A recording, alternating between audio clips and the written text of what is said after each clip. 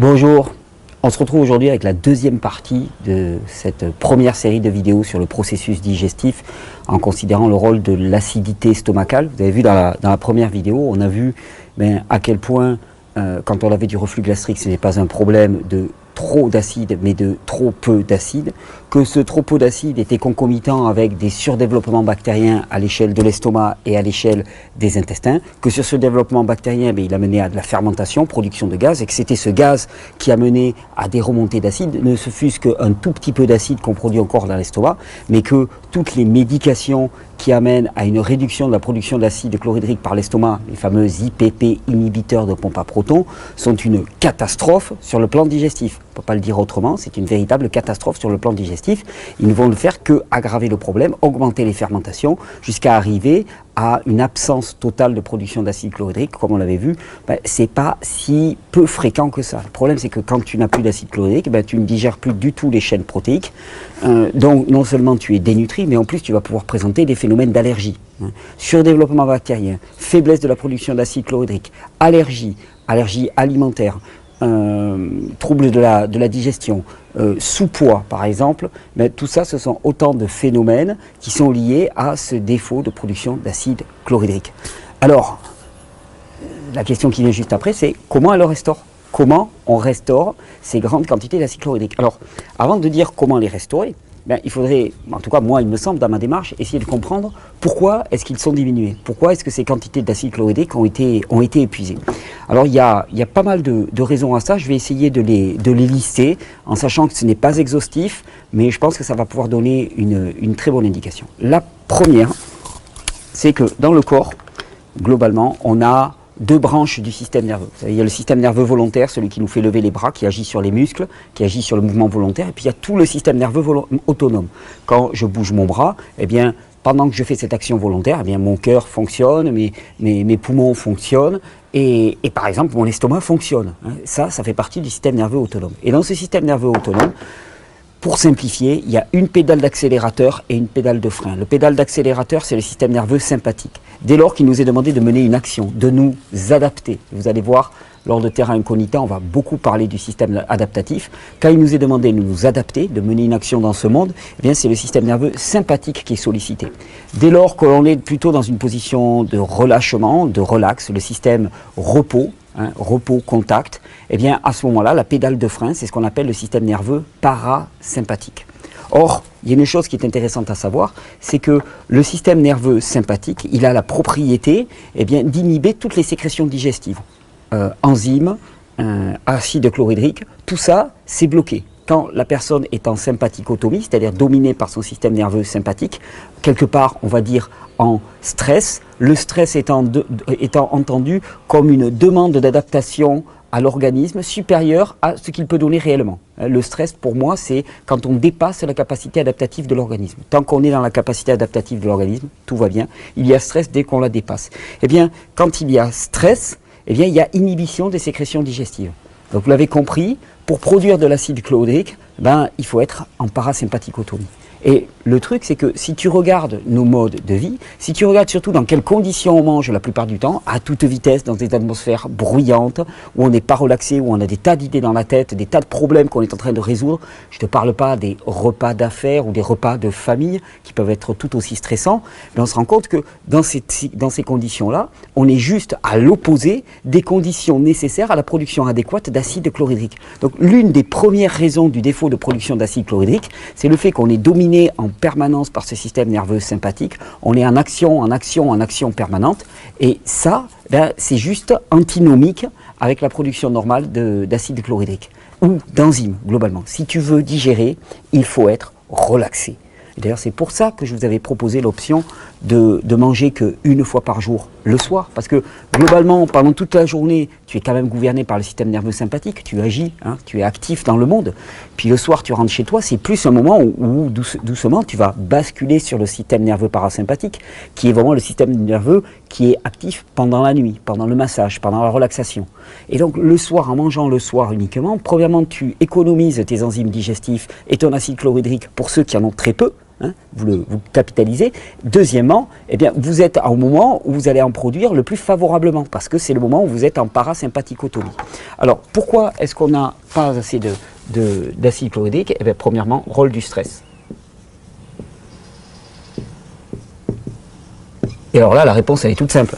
Hein. Si tu considères que le stress est un facteur primordial dans tes faiblesses digestives, ben, il ne faut pas manger quand tu es stressé, quand tu es tendu, quand ta capacité adaptative est dépassée. Il ne faut pas manger, tout simplement, parce que ce que tu manges va être plus délétère qu'autre chose. Et ça, c'est une chose qu'on a vraiment du mal à réaliser. Hein. On a ce besoin de se remplir sans cesse. Il y a notre corps qui nous envoie à tous les niveaux. On est constipé, on est ballonné, on a de la rectocolite hémorragique, on a des problèmes de type Crohn, inflammatoire, et ainsi de suite. Mais il faut quand même manger.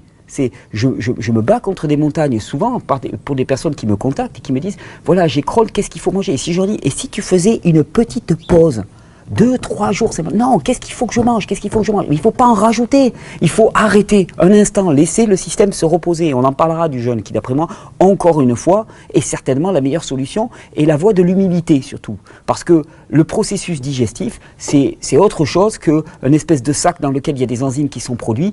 Hein, c'est autre chose que le système simpliste qu'on essaye de nous présenter traditionnellement sur Internet ou dans les propos de naturopathie. Le système digestif est extrêmement complexe. Et devant cette complexité, la première des démarches, ça serait l'humilité totale. Mais bon, on va en reparler. Donc, rôle de stress. Alors après, à l'inverse, à force de solliciter le système nerveux parasympathique, eh bien, on peut tomber en épuisement global nerveux. Et quand on est épuisé nerveusement, ben, c'est toutes les réactions dans le corps qui sont ralenties, y compris le processus digestif. Donc, d'un côté, on a trop de sollicitation du système nerveux sympathique qui va amener à une hypoproduction d'acide chlorhydrique et d'enzymes digestifs. De l'autre côté, eh bien, on va avoir un épuisement nerveux, le burn-out, les personnes qui ont froid aux mains, froid aux pieds, froid à la tête, qui ont des troubles de la mémoire, dépression, problème d'équilibre, hein, qui sont épuisés, qui se sentent épuisés, troubles de l'endormissement, rupture du rythme de l'endormissement, problème de peau sèche, on va en reparler. Tout ça, ce sont les critères, la position Gaston Lagaffe, les épaules en avant, le regard qui est bas, un manque d'allant, d'entrain, fatigue, épuisement. Eh bien, toutes ces personnes-là vont avoir un déficit de production enzymatique parce que tout le système fonctionne au ralenti. Donc, deuxième raison, épuisement. Vous avez vu que là, pour l'instant, on est loin de dire il faut que tu manges ceci, il faut que tu manges cela. On n'est pas en train de partager des recettes. Hein. On est juste en train de voir que le stress et l'épuisement, donc là c'est des choses, ça ne coûte rien, il suffit juste de réfléchir à son mode de vie. Et je fais exprès de parler de ça en priorité, même si après on va parler un peu des produits alimentaires qui peuvent aider à restaurer tout ça, parce que on ignore trop facilement ces choses-là. Tu sais, on se focalise sur notre nourriture à fond, il faut manger ceci, cela, et on ne regarde pas qu'en fait, certainement les premières causes de dysfonction au niveau physiologique sont le stress et l'épuisement. Ensuite, eh bien, il y a un autre facteur qu'il faut vraiment connaître, c'est le rôle de l'épuisement minéral. Parce que, en effet, pour produire de l'acide chlorhydrique de manière correcte, par ce qu'on appelle les cellules pariétales de l'estomac, les cellules pariétales sont les cellules qui produisent l'acide chlorhydrique. Alors, je vous encourage, je ne vais pas le faire là dans cette vidéo, je vous encourage à aller creuser un petit peu le fonctionnement des cellules pariétales. Et vous verrez qu'il y a deux minéraux en particulier qui sont particulièrement importants, c'est le zinc et le sodium.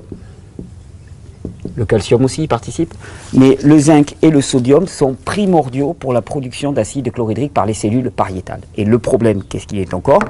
Autant on a un épuisement nerveux, autant on a un épuisement minéral. Pourquoi? Parce qu'on a un capital minéral qui nous est donné à la naissance. Et plus on est jeune, plus notre capital est faible, globalement. Enfin, plus on est jeune. Plus on fait partie des jeunes générations, plus on peut se dire que notre capital est faible, parce que depuis plus de 70 ans, il y a un appauvrissement des sols, il y a un appauvrissement de notre nourriture, qui fait que, eh bien, au quotidien, nous ne recevons pas un salaire minéral d'une certaine manière suffisant. Donc d'un côté, on a des énormes dépenses minérales parce que le rythme de vie, l'agression de l'environnement n'ont jamais été aussi importants, donc c'est extrêmement acidifiant. Et de l'autre côté, eh bien, on n'a pas un revenu minéral suffisant au cours des journées. Donc au final, ben, ça ne peut pas marcher. Il y a un déséquilibre minéral. Le zinc et le sodium en particulier. Et pour le sodium, c'est très intéressant parce qu'il y a énormément de campagnes qui a été fait contre le sel. Le problème, c'est qu'on a associé sel et sodium. Le sodium, c'est un élément chimique qu'on va trouver dans énormément de produits. dans le sel en particulier, mais très peu dans le sel raffiné de table. En tout cas, dans le sel raffiné de table, on trouve du chlorure de sodium. Le problème, c'est qu'on ne trouve pas tous les autres minéraux qui vont de pair, et ça, c'est un produit qui est extrêmement délétère pour l'organisme. Par contre, on a jeté l'opprobre sur la notion de sodium. Le sel et le sodium, on a jeté l'opprobre dessus. Or, le sodium est essentiel pour énormément de réactions métaboliques dans l'organisme, et en particulier pour la production d'acide chlorhydrique au niveau des cellules pariétales. Donc, on parle de sodium biodisponible, je vais vous parler de céleri branche, je vais vous parler de plasma de Quinton, d'eau de mer. Hein. Je pourrais aussi vous parler de sel brut dans l'absolu, mais un sel qui est non raffiné, non transformé, hein, pas le sel blanc de table qui est absolument délétère, hein, qu'on a mis partout, mais un sel brut, comme vous allez pouvoir les récolter sur les marais salants, avec tous les minéraux traces, même des argiles qui résistent là-dedans, qui sont présentes là-dedans, et qui, elles, vont apporter du sodium, du potassium, tout ça en équilibre, et qui va être isotonique pour le sang, et qui va permettre d'apporter les éléments minéraux nécessaires, vitalisants pour le sang. Donc on a vu rôle du stress, rôle de l'épuisement, alors rôle de l'épuisement nerveux, je vais mettre rôle de l'épuisement minéral. Et cette notion d'épuisement, on va y revenir dans Terra Incognita, mais vraiment, j'ai une façon de le conceptualiser qui est assez simple. Hein. On est pétri, on est en plein dans une idéologie de la surconsommation des ressources et donc de l'accumulation des déchets. Parce que si on consomme les ressources, tout organisme qui consomme une ressource produit des déchets automatiquement. Et les deux problèmes, à l'échelle de l'homme comme à l'échelle de tout le macrosystème, qu'est-ce que c'est? C'est surconsommation des ressources. On a des ressources qui sont à renouvellement lent et on les consomme de façon immodérée. Ça ne peut pas marcher. On a beau avoir un bon stock à la base, mais automatiquement on arrive à épuisement. Il y a des polémiques en permanence sur quand est-ce qu'on va atteindre la fin du pétrole, les choses comme ça. Et bien évidemment qu'on va l'atteindre. Est-ce que c'est à 50 ans, 100 ans, 150 ans? J'en sais strictement rien, je ne suis pas du tout spécialiste de la chose. Mais il est évident qu'on ne peut pas avoir une consommation illimitée d'une ressource qui est à renouvellement très lent. Il y a une disproportion entre les deux qui est évidente. Et bien dans l'humain, c'est pareil. Et donc, cette surconsommation des ressources amène à une surproduction des déchets. Et si tu veux voir en humain, globalement, qu'est-ce qu'il y a? C'est épuisement nerveux, épuisement minéral, donc épuisement du capital, et globalement, trop de production de déchets. En fait, globalement, on va trop vite, on vit trop vite. Et c'est pour ça que de plus en plus, j'attire toujours autant l'attention sur l'alimentation, qui est un facteur fabuleux d'évolution pour améliorer son état digestif, son état d'être, mais j'attire aussi l'attention sur cet épuisement, ce rythme complètement délirant qui nous est imposé. Donc on a parlé du rôle du stress, le rôle de l'épuisement nerveux, le rôle de l'épuisement minéral, et puis il y a le surdéveloppement bactérien. Les bactéries. Parce que comme on l'a vu, Helicobacter pylori, par exemple, hein, parmi toutes les bactéries, eh bien, s'installe parce qu'il n'y a pas assez d'acide dans l'estomac, mais elle-même va générer des conditions qui vont faire que, eh bien, il va y avoir peu d'acide qui est produit. Donc c'est une espèce de serpent qui se mord la queue. Et donc à ce moment-là, on va me dire, oui, mais alors comment est-ce qu'on détruit Helicobacter pylori? Et là, moi, immédiatement, la réponse qui me vient, c'est pourquoi est-ce que tu veux la détruire? On va dire, mais je veux la détruire parce que je n'ai pas assez d'acide chlorhydrique dans l'estomac. Donc tu considères que Helicobacter pylori est responsable de ça. Et si on voyait les choses autrement, parce que qu'est-ce qui te permet de poser une relation de causalité? Comment est-ce que tu peux penser que le vivant est stupide? Comment est-ce que tu peux penser que le vivant n'est pas bon, n'est pas bien confus? Ça, c'est vraiment la démarche. C'est-à-dire, quel est ton regard sur le vivant? Est-ce que tu considères que les choses, tu ne les comprends pas, mais elles président à notre bonne santé et à notre fonctionnement, et c'est toujours des phénomènes de compensation, ou est-ce que tu présides que finalement le fonctionnement biologique il est complètement aberrant, l'humain fait n'importe quoi, les bactéries font n'importe quoi, elles sont là pour nous agresser, un modèle pasteurien ridicule et simpliste, et au final tu ne t'en sors pas. Et bien alors, par exemple, si on disait que Helicobacter pylori pouvait servir à quelque chose, et quand je te dis ça, j'ai une petite étude à sortir. Par exemple, des chercheurs se sont interrogés, does Helicobacter pylori protect against asthma and allergy? Est-ce que l'Helicobacter pylori protégerait contre l'asthme et les allergies? Tu dis, mais attends, comment ça pourrait protéger? Dans ma petite tête, je me dis, imaginons que la capacité de production d'acide chlorhydrique par l'estomac, qui, je vous le rappelle, est un véritable rempart contre les autres attaques bactériennes, contre les produits inadéquats dans notre environnement, elle soit diminuée. À ce moment-là, on voit une prolifération d'Helicobacter pylori qui est présent à l'état endogène dans le corps. C'est-à-dire qu'Helicobacter, il y en a toujours. Ce qui est le problème, c'est le surdéveloppement.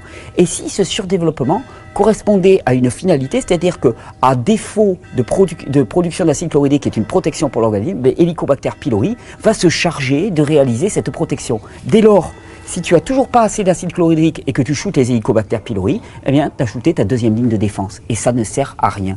Je vous renvoie vers cette étude très très intéressante de chercheurs qui se sont vraiment posé la question de savoir comment ça se faisait qu'on avait d'un seul coup des surdéveloppements bactériens et que est-ce que ça ne correspondait pas à quelque chose d'intéressant pour l'organisme. Donc, on va rien faire contre Helicobacter pylori. Ben oui, bien sûr. Parce qu'Helicobacter pylori n'est qu'un symptôme. Et les symptômes, on s'en moque. Parce que d'après la loi de l'homéostasie, tout système vivant revient à l'état d'équilibre, à condition qu'on ne dépasse pas sa capacité adaptative, au travers de mécanismes qu'on appelle des processus régulateurs. Et la plupart des symptômes que vous voyez sont des processus régulateurs. La surmultiplication d'Helicobacter pylori est une réponse. Alors certainement une réponse qui ne te va pas à toi, mais à défaut d'acide chlorhydrique, c'est certainement la meilleure réponse que peut apporter l'organisme, et en tout cas c'est celle qu'il a choisie pour compenser ce défaut d'acide chlorhydrique. Et là, Helicobacter pylori nous joue un rôle essentiel.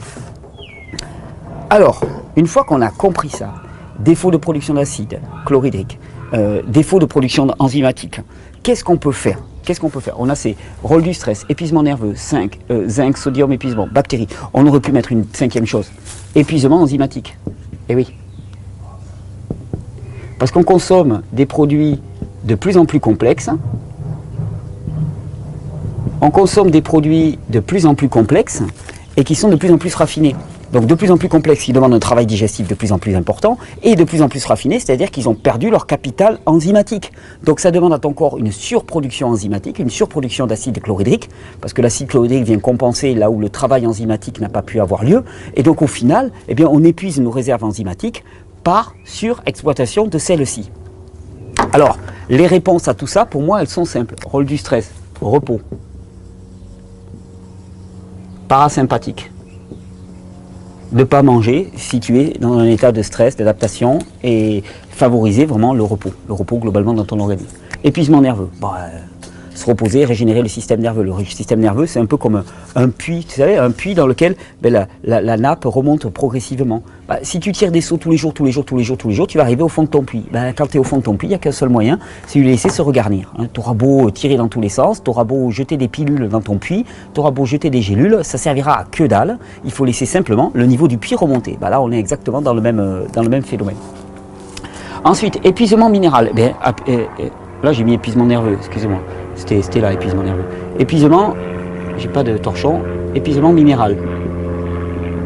Épuisement minéral, réapporter des minéraux de manière adéquate. Ça, alimentation, vous connaissez ça par cœur. On va s'en occuper juste après avec un petit jus spécial pour ça. Ça va bien. Bactéries. Bactéries, si on comprend que c'est une conséquence de la surproduction, de la sous-production d'acide chlorhydrique, on ne s'en occupe pas et on restaure les fonctions digestives normales. On comprend que le surdéveloppement bactérien est presque un système de compensation du corps pour compenser la sous-production d'enzymes et d'acide chlorhydrique. Et ensuite, épuisement enzymatique, une alimentation qui est riche de produits pleins d'enzymes qui n'ont été que peu transformés et peu déminéralisés. Donc ça va être toute l'alimentation crue qu'on peut voir et ainsi de suite. Donc, le repos nerveux, le côté parasympathique, relancer la production d'acide chlorhydrique par le repos et ainsi de suite, ça va être primordial. Il y a un autre facteur quand même, moi, qui me paraît important et qui participe énormément à l'épuisement enzymatique, c'est la surconsommation de sucres complexes. Les sucres amènent à une fermentation bactérienne, donc ça va donner de la nourriture pour les bactéries à fond. Je ne dis pas qu'il faut fuir, et pas, je parle des sucres complexes en particulier. Il ne faut pas fuir les sucres, on ne rentre pas dans une espèce de religion, tu sais, c'est pas tout sucre ou pas de sucre du tout. Enfin, tu vois, il y a un côté un petit peu binaire du raisonnement là, qui ne sied pas du tout au processus vivant. Par contre, il est évident qu'il faut diminuer la quantité de sucre complexe de manière à ce que finalement notre capacité enzymatique soit moins sollicitée, qu'on ait moins de sucre complexe partiellement digéré dans notre alimentation. Et donc à ce moment-là, on n'ait pas tous ces phénomènes de fermentation qui sont extrêmement délétères. Donc, pas d'IPP bien sûr, pas d'inhibiteur. Pas d'inhibiteur, c'est la première des règles. Pas d'inhibiteur de production d'acide.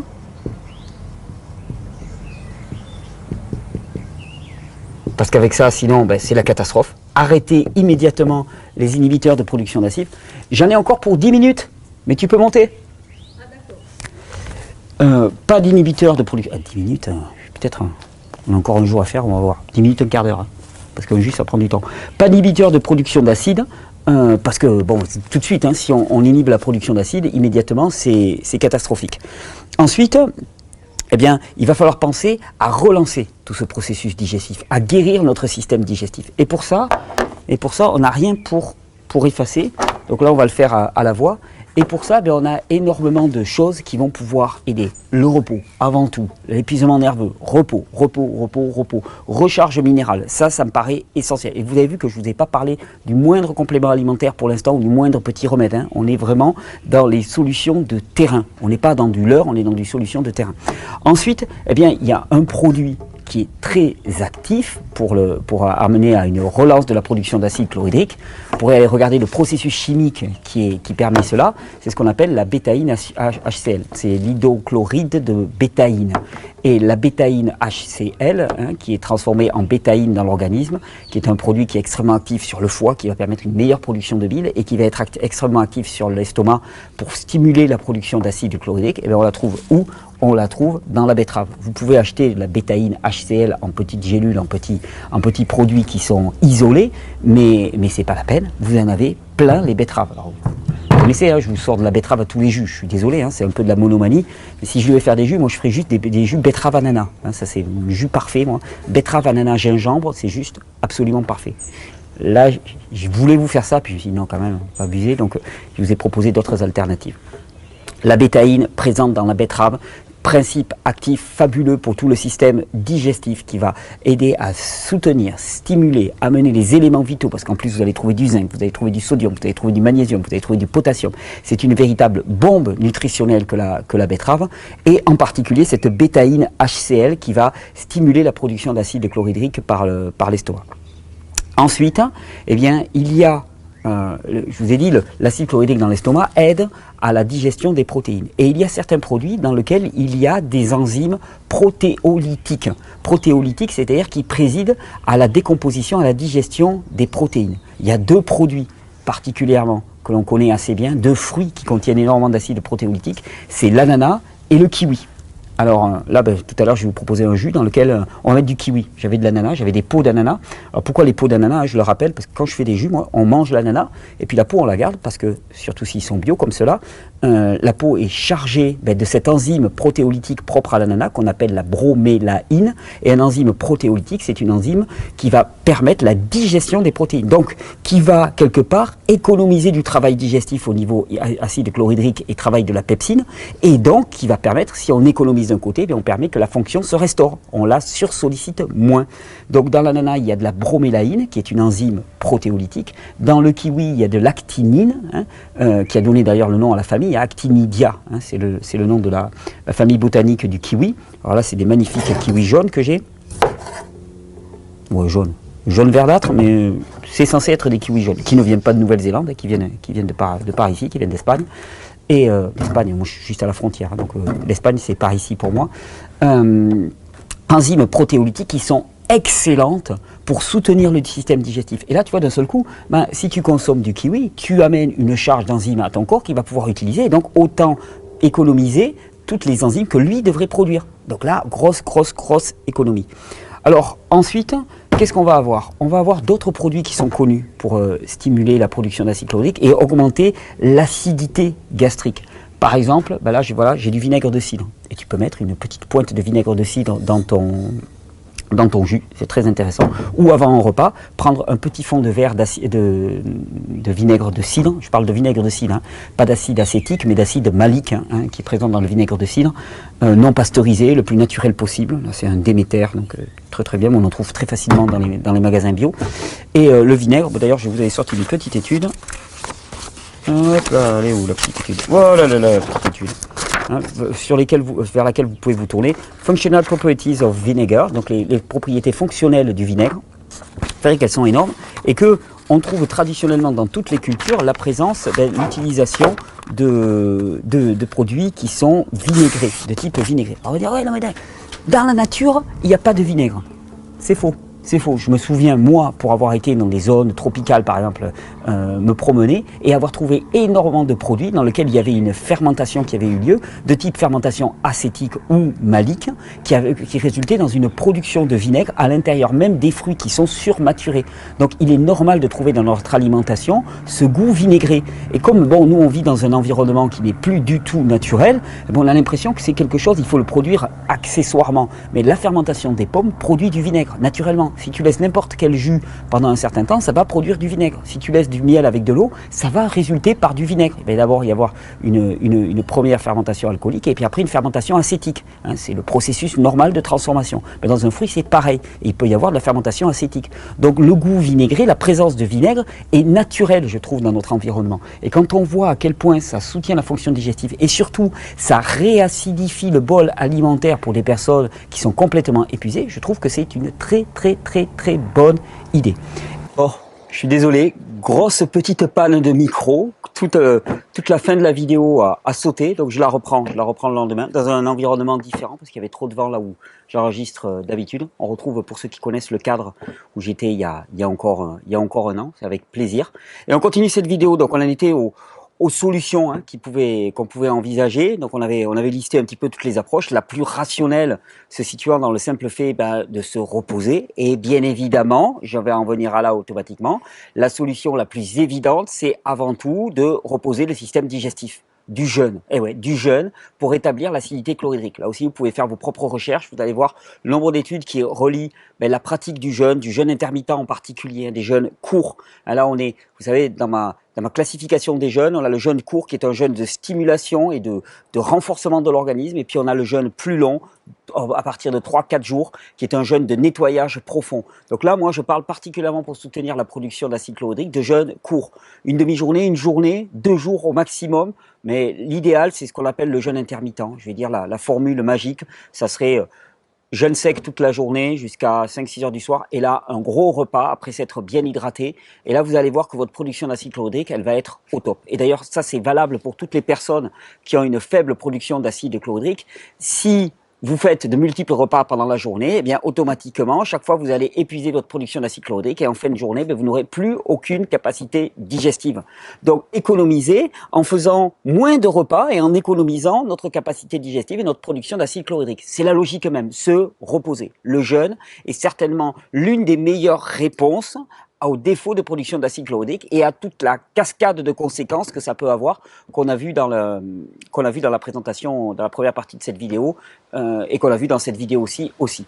Alors, en plus de ça, moi, j'avais envie de vous proposer, donc on a vu le repos, on a vu renforcer au niveau minéral, et je vais vous proposer juste après un jus qui répond exactement à ces conditions-là, avec en particulier un jus qui apporte énormément de sodium. Le repos digestif, repos nerveux, charge minérale, ça, on est vraiment là-dessus. On est surtout ne pas prendre d'inhibiteurs de pompe à protons et de dépresseurs de la production d'acide chlorhydrique, parce que là, c'est juste jouer contre son camp. Donc, ça ne peut pas marcher, bien évidemment. Après, il y avait une dernière chose que j'avais envie de vous présenter. J'en profite en plus pour vous présenter cette gamme. Les plantes, l'utilisation de plantes médicinales, c'est connu de tout temps. Les plantes apéritives. D'ailleurs, quand on te parle d'apéritif, c'est marrant parce que souvent on dit « Ah, tu veux prendre l'apéro ». Mais il faut bien comprendre que la plupart des vins apéritifs, c'est de là que vient le nom apéritif, la plupart des vins apéritifs étaient des vins médicinaux, c'est-à-dire des macérations de plantes dans de l'alcool, et qui avaient des vertus thérapeutiques. On parle de l'eau de milice des Carmes, par exemple. On parle de la gentiane avec la suze, la vèze.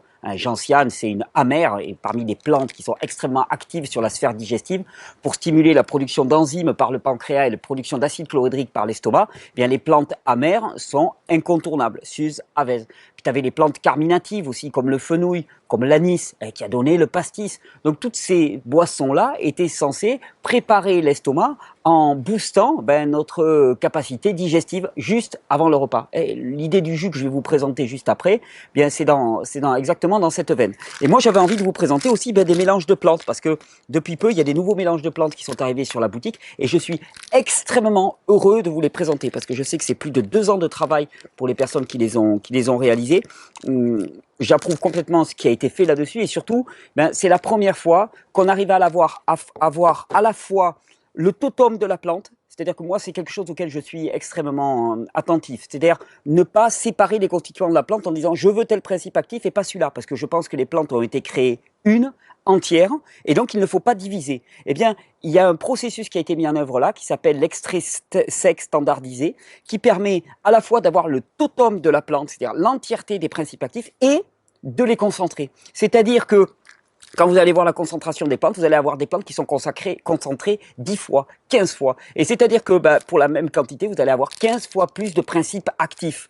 Si on ajoute à ça des formules qui ont été extrêmement travaillées, extrêmement recherchées, en fonction aussi de plusieurs années d'expérience, moi, et de retour par rapport à mes vidéos et à mes expérimentations avec les plantes médicinales, on a des formules dont je suis extrêmement heureux. Hein. Concentrées, efficaces, qui conservent le totem de la plante, qui sont présentés en gélules. Là, pour le coup, c'était obligatoire parce qu'on est dans des extraits concentrés. Donc, pour pouvoir garantir une quantité, une standardisation des extraits, alors ça garantit une quantité de principes actifs, mais ça oblige à mettre en gélule. Mais là aussi, ça a été très intéressant, le dialogue avec le fabricant, parce que la plupart du temps, quand on utilise des gélules, la plupart des fabricants de gélules utilisent par exemple de la maltodextrine, du silicate de magnésium, par exemple. Et ça, j'ai dit, niet, pas question. Eh bien, qu'est-ce qui nous a été proposé?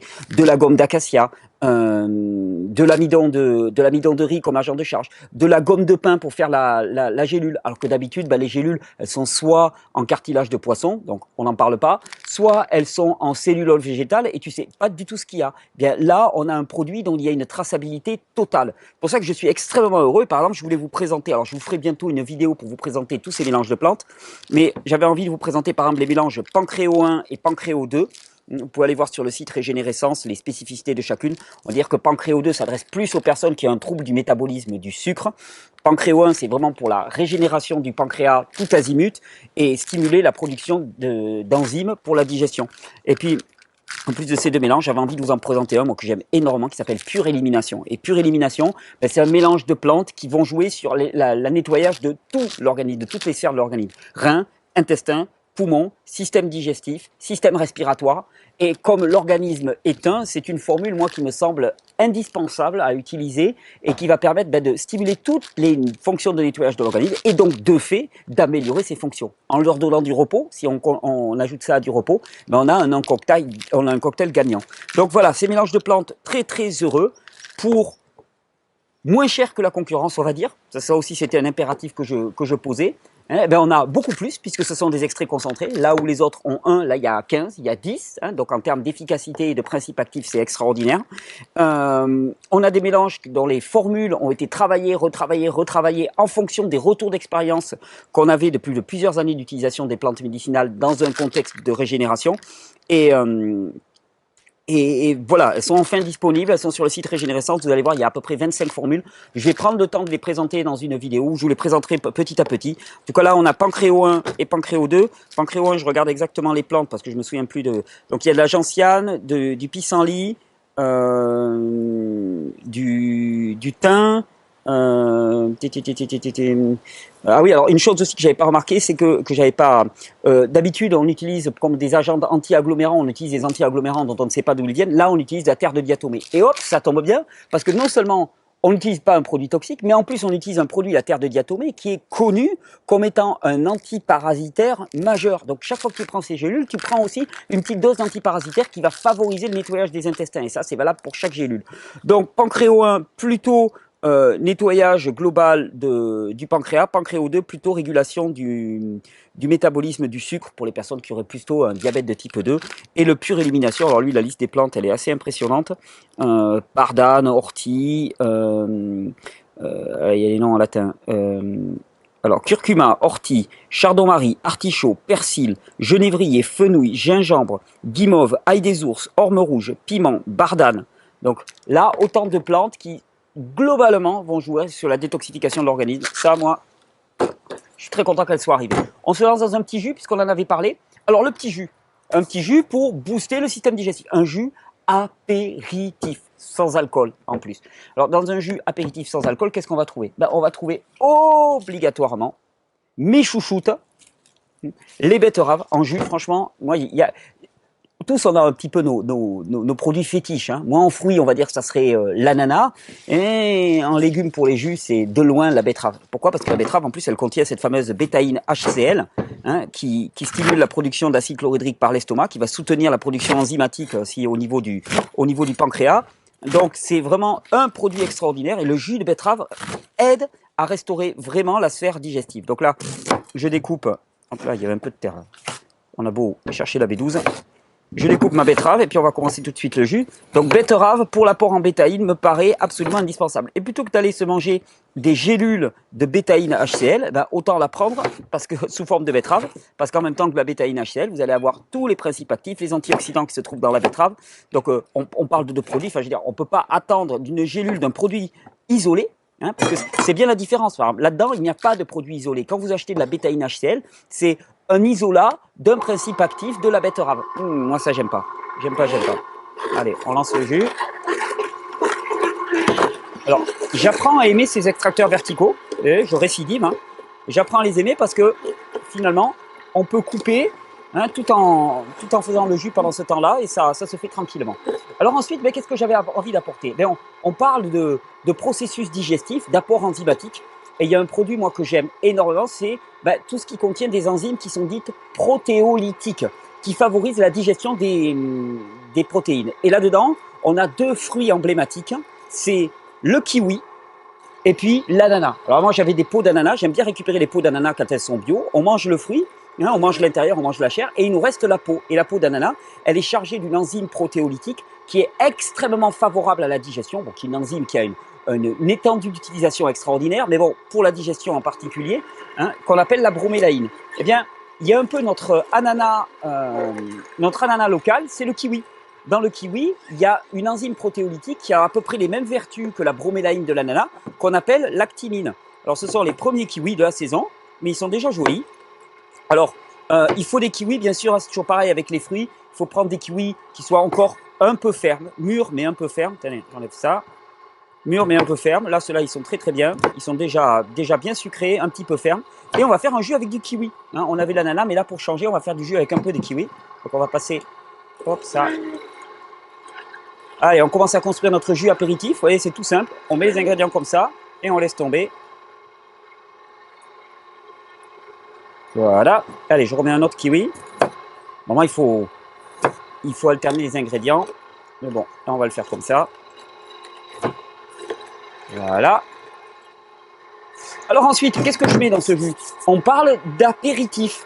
Eh bien, il y a un produit qui est excellent, surtout par son apport de sodium. Et vous avez vu que la quantité de sodium est un facteur critique au niveau minéral pour la production d'acide chlorhydrique par l'estomac. C'est le céleri branche. D'ailleurs, hein,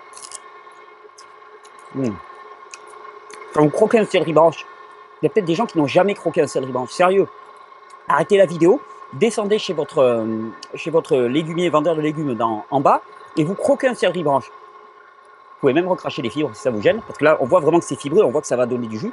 Et vous allez goûter ce goût extrêmement salé. Mais là, on parle de sodium totalement biodisponible. Alors, le céleri branche, j'aime énormément l'intégrer dans les jus. Il a un seul inconvénient, tiens, je continue mon jus là, moi. Il a un seul inconvénient, c'est qu'il est hypotenseur. Donc, pour les personnes qui sont extrêmement fatiguées, eh bien, il va amener à une dilatation des vaisseaux sanguins. Si le système n'a pas la patate pour compenser tout ça, eh bien, il va s'en suivre un résultat de frilosité, de baisse de niveau de fatigue. À ce moment-là, on va chercher le sodium plutôt dans l'eau de mer, par exemple, hein, plutôt dans l'eau de mer que dans le céleri branche. Moi, là, ça va, je tiens bien le coup. Donc, on va mettre du céleri branche. Je le mets en petits morceaux. Dans les extracteurs verticaux, comme ça, il vaut mieux le mettre en petits tronçons. Pas tronçons. Voilà. Allez, je vais mettre deux branches. Pour les personnes qui n'ont jamais goûté le céleri branche en jus ou en tel quel, hein, au début, mettez-y doucement parce que c'est un goût extrêmement fort. Allez, moi, on va mettre... Moi, j'aime bien le céleri branche. Et d'ailleurs, vous allez voir, dans ma recette, là, j'ai un peu triché. Le céleri branche est hypotenseur, donc il va avoir tendance à donner un petit peu froid. Et qu'est-ce que j'ai prévu?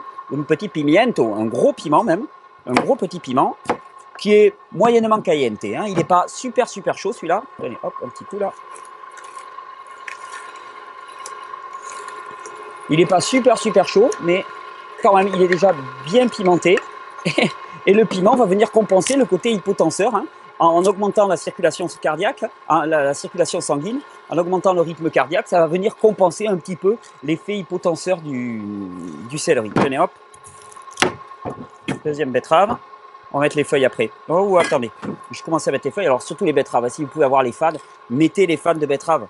Parce que là, vous allez trouver tous les principes actifs de la betterave avec en plus de la chlorophylle. Vous voyez cette couleur là, cette couleur rouge. Ça devrait vraiment nous guider. Quand vous allez acheter des légumes, regardez la couleur de vos légumes. Plus ils sont colorés, plus ils sont chargés de principes actifs. Il n'y a pas de secret. Et plus ils vont vous colorer les doigts, plus ils vont vous toucher les doigts, plus ils vont être chargés en principes actifs. Et ça veut dire plus ils seront chargés au niveau nutritionnel. Parce que on nous parle chaque fois des légumes. Je rappelle toujours qu'un légume n'a jamais plus de charge nutritionnelle que le sol sur lequel il a poussé. Donc, d'où l'importance de connaître le terroir sur lequel le légume a poussé, de le prendre le plus local possible, le plus frais possible, le plus, je dirais même pas bio, parce que pour moi, même bio, ça ne veut plus rien dire grand-chose. Quand tu vois qu'on peut avoir du bio du sud de l'Espagne, conservé en frigo et tout, c'est un minimum absolument indispensable. On va me dire, ouais, mais c'est le luxe, le bio et tout ce que tu veux. Non, mais attends, est-ce que c'est un luxe de ne pas s'empoisonner? Est-ce que tu réalises, quand tu parles de la santé de nos grands-parents, que nos grands-parents, ils mangeaient 100% bio? Donc, oui, effectivement. Alors, tu me dis, ouais, mais ça va coûter cher. Mais tu sais qu'il y a encore quelques dizaines d'années, quelques dizaines d'années, eh bien, l'alimentation, le budget alimentaire était 60 à 70% du budget d'un ménage. Alors maintenant, on dépense dans énormément de produits subalternes. Ok, produits annexes, ok, mais à condition que les besoins vitaux soient remplis. Là, pour l'instant, c'est pas le cas. Les besoins vitaux ne sont pas remplis. Donc, on se concentre sur les besoins vitaux, on achète des produits de qualité, ou mieux, on produit, on fait son jardin. D'ailleurs, il va y avoir de plus en plus de vidéos là-dessus. Ce printemps, j'ai l'intention de faire un gros jardin. Je vais vous faire suivre un petit peu toutes les étapes. On va développer d'autres vidéos en parallèle, des vidéos purement régénère, alimentation, mode de vie. Des vidéos permaculture sur la plantation d'arbres, on va envoyer avec ça. Ok, donc ça je les mettrai juste après.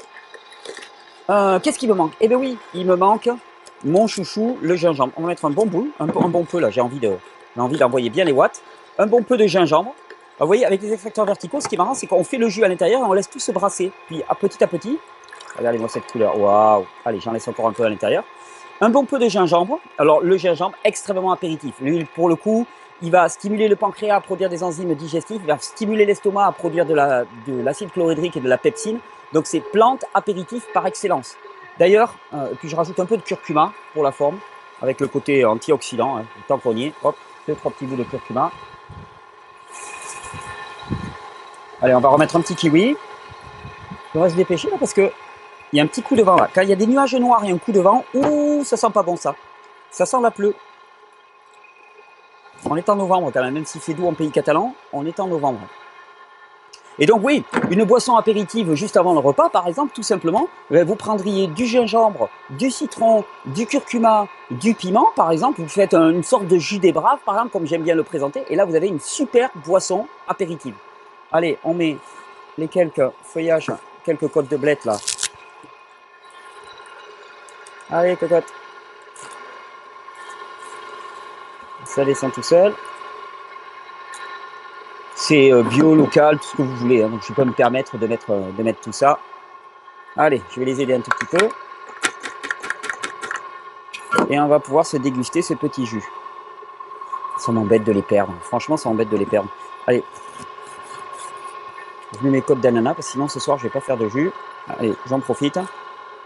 Si vous avez de l'ananas, alors je vous dis, moi je mets les peaux parce que quelque part je me dis je mange la chair. On peut très bien faire du jus avec de la chair d'ananas, mais globalement pensez bien, les jus c'est des jus de légumes. On va faire une vidéo un de ces jours là pour remettre au point à ce niveau-là parce que j'entends, c'est amusant parce que je vais souvent sur des forums. Là ce matin j'étais passé sur un forum entre guillemets parce que j'ai cherché un truc sur internet et puis je vois un forum où mon nom était cité. Donc je vais voir. Et puis il y avait quelqu'un qui disait avec aplomb, oui, Casasnovas, il est dangereux parce qu'il dit de ne consommer strictement que des jus, sinon on va pas guérir. Mort de rire, parce que effectivement, je vois pas où est-ce que j'ai pu dire un truc pareil. Et il n'est pas question de ne consommer que des jus. Il y en a qui peuvent se faire des cures de jus pour le meilleur, comme pour le pire. Et j'ai expliqué les paramètres qui président à ça. C'est-à-dire que plus une personne est fatiguée, et ben, moins elle produit une hormone qui s'appelle l'aldostérone, qui retient un petit peu les sels minéraux. Et plus on va diluer avec des jus, et ben, plus pour une personne, ça va être compliqué à gérer. Donc les personnes fatiguées, elles ont besoin de minéraux par les jus, mais pas trop. pas trop. Donc, il ne s'agit pas de faire des cures de jus. Enfin, en tout cas, sur les jus de légumes, ben, je précise bien qu'il s'agit de jus de légumes. Les jus de légumes sont des jus de légumes. Et de rationaliser la prise. Hein. C'est-à-dire que plus une personne est fatiguée, plus va falloir qu'elle y aille mollo en petite quantité à la fois. Allez, on a notre truc qui est mélangé. Yes. Allez, après, on va le nettoyer. C'est rigolo, il y a les poules qui approchent. Attendez, on va faire un gros plan là, sur Noirette. Viens, la belle, tu vas passer à la télé, regardez ça. Elles approchent, vous savez pourquoi? Parce qu'il y a les fibres de l'extracteur de jus. Regardez ça. Hop, très intéressant pour les poules. Venez voir les poules. Venez voir. Ah, elles sont timides. Elles font leur timide. Bon, tant pis. Elles vont venir après, vous inquiétez pas. Si. Viens voir Noirette. Bon, écoutez, on va se reconcentrer là-dessus. On revient ici. Voilà, on va se terminer la petite vidéo. Sinon, elle va commencer à être très longue. Voilà. Allez hop, dégustation. Parce que ça, c'est pas pour les poules. C'est pour Bibi. Regardez-moi cette couleur. Ce que j'aime bien, moi, avec le jus, quand on met de l'ananas ou du kiwi dedans, c'est l'épaisseur du jus. Alors, ce que j'aime particulièrement dans ce jus, c'est le contraste entre le côté sucré de la betterave et le côté salé du céleri. Un mélange comme ça avec une racine particulièrement sucrée comme la betterave. La carotte est déjà bien sucrée, mais la betterave, elle est sucrée 10 fois plus que la carotte, surtout si elle est de bonne qualité. Elle a un jus qui est épais. Et vous rajoutez le côté un petit peu salé, piquant et très aqueux du céleri qui va venir diluer. Le jus de céleri, c'est un jus très liquide, très peu épais. Et vous avez un cocktail qui est fabuleux. Vous feriez simplement du betterave céleri avec un peu de gingembre. Déjà, c'est au top. Mais là, je trouve qu'on atteint un mélange excellentissime. Bon, je crois qu'on va terminer là nos 2 séries de vidéos. Je suis désolé pour la bouche. Nos 2 petites vidéos sur l'acide chlorhydrique, le reflux gastrique, l'hélicobacter pylori. Vous avez vu encore une fois que si on s'attaque aux symptômes, on rate complètement la cible. Et surtout, on ne va pas dans le sens de la santé. Le sens de la santé, c'est rétablir cette production endogène normale d'acide chlorhydrique et d'enzymes digestifs.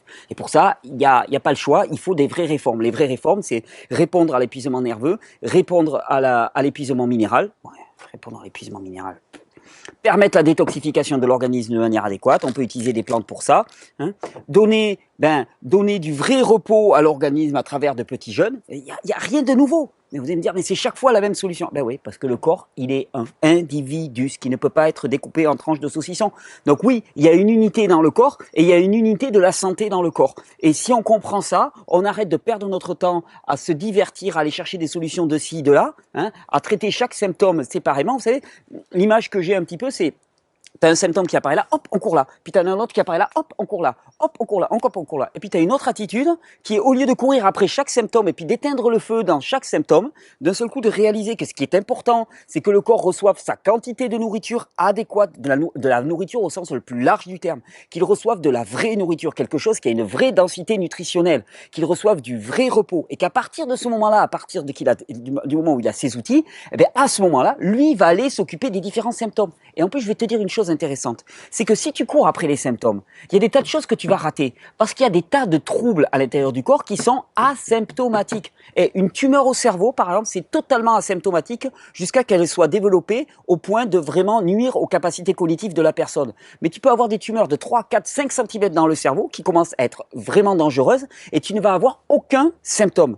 Ton corps sait exactement les dérèglements qu'il y a à l'intérieur de lui actuellement. Il s'agit simplement de lui donner la bonne nourriture et d'arrêter d'avoir cette espèce d'arrogance et d'orgueil humain qui pense que par nos propres efforts, par notre propre science, par notre propre connaissance, j'ai découvert ça, il y a des forums maintenant scientifisants, hein, la zététique ça s'appelle. Alors il faut que tout soit prouvé scientifiquement, mais ils me font rigoler, ils me font complètement rigoler, parce qu'il y a des tas de choses que tu ne pourras pas prouver scientifiquement. Il n'y a pas de modèle théorique assez complexe pour décrire le corps humain et ses besoins. Par contre, il y a un modèle empirique total, c'est de répondre à ses besoins, d'expérimenter le plaisir qu'il y a de répondre directement à ses besoins. Moi, quand je fais un jus comme ça,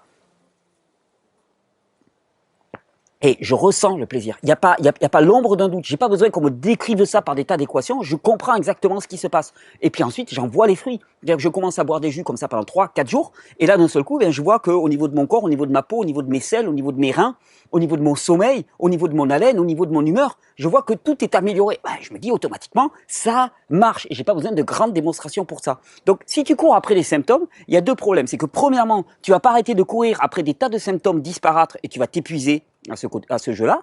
Deuxièmement, il y a des tas de choses qui sont totalement asymptomatiques que tu vas complètement rater. Donc moi, je te propose, plutôt que de parier sur le volontarisme humain et l'intellect, de parier sur Bibi, sur le corps. Hein. Un corps qui a été créé parfait, ça j'en suis complètement persuadé. Un corps qui fonctionne parfaitement à partir du moment où on lui donne les bonnes conditions. C'est le principe de l'homéostasie. Hein. Le corps fonctionne parfaitement. À l'instant même, alors que tu te crois malade, je vais te dire, ton corps fonctionne parfaitement. Les symptômes qui sont les tiens sont des symptômes, sont des signes de parfait fonctionnement. Sauf que c'est un parfait fonctionnement dans un environnement qui n'est pas du tout idéal. Donc c'est un parfait fonctionnement adaptatif. Si tu veux sortir de ce fonctionnement adaptatif qui n'est pas agréable et que tu veux rentrer dans le parfait fonctionnement, dans le contexte idéal, à ce moment-là, tu vas voir que la manifestation sera idéale.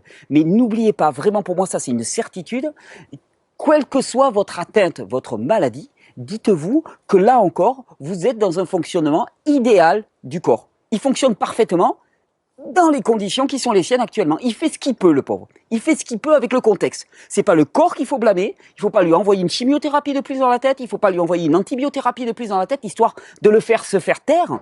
Mais au contraire, d'avoir l'humilité et l'intelligence de reconnaître que, ok, je me suis planté. On n'est pas dans le bon contexte. Bon contexte environnemental, contexte alimentaire, contexte relationnel, stress, ainsi de suite. Et maintenant, j'ai l'humilité de changer. Et si on avait fait un petit jus apéro, on aurait pu mettre un peu de vinaigre de cidre, beaucoup. Mais, waouh, oh, au top là. Venez les poulettes, je vais faire goûter un jus. Il faut leur faire prendre du jus aux poulettes.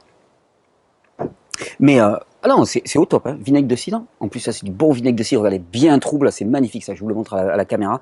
Il y a la mer de cidre à l'intérieur, enfin, c'est le top absolu, un truc vraiment bien vivant.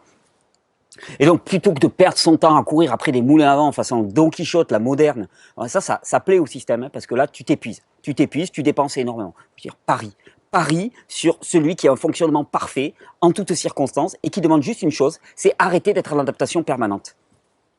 Bonne régénération. Je vous le rappelle, dimanche, on commence la Fruit Invasion, et dimanche, on fête le début du Terra Incognita, et la première vidéo de Terra Incognita, ça sera lundi. Je pense qu'on la fera depuis Fruit Invasion. Je vous attends avec des extracteurs de jus, des fruits, des pelles, des pioches, des arbres à planter, des boutures, des noyaux. Pour Fruit Invasion, ça va être un truc énorme, et je vous attends pour tout Terra Incognita, 3 semaines d'aventure en terre inconnue. Vous allez voir, cette année, on va particulièrement s'amuser. Bonne régénération. Et toujours pareil, si tu veux t'abonner, c'est par ici. Si tu veux trouver un extracteur de jus ou des plantes comme ça, c'est par ici. Et je vais te conseiller une vidéo, et ça va être la vidéo qui précédait celle-ci. Et avec du jus, avec du vinaigre, c'est le top. Il n'y a pas à dire, c'est le top.